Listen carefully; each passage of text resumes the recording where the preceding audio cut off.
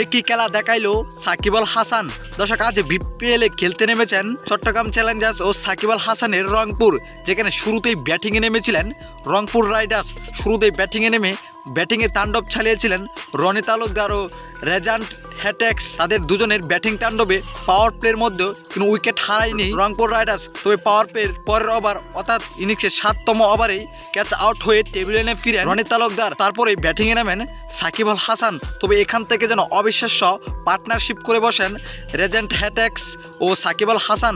তাদের partnership 13 over পর্যন্ত থাকে, যেখানে সাকিব আল হাসান 16 বলে 27 রান করে টেবিলে ফিরেন। তবে ওই ওভারেই রেজেন্ট হ্যাক্সও আউট হয়ে টেবিলে ফিরেন। এদিকে রেজেন্ট হ্যাক্স করেছিলেন 41 বলে 58 রানের অসাধারণ ইনিংস। তবে শেষ দিকে জেমস নিসামের অবিশ্বাস্য ব্যাটিং তাণ্ডব ও নুরুল হাসানের অবিশ্বাস্য ব্যাটিং তাণ্ডবে পাহাড় সমান রান টার্গেট দিয়েছেন রংপুর রাইডার্স।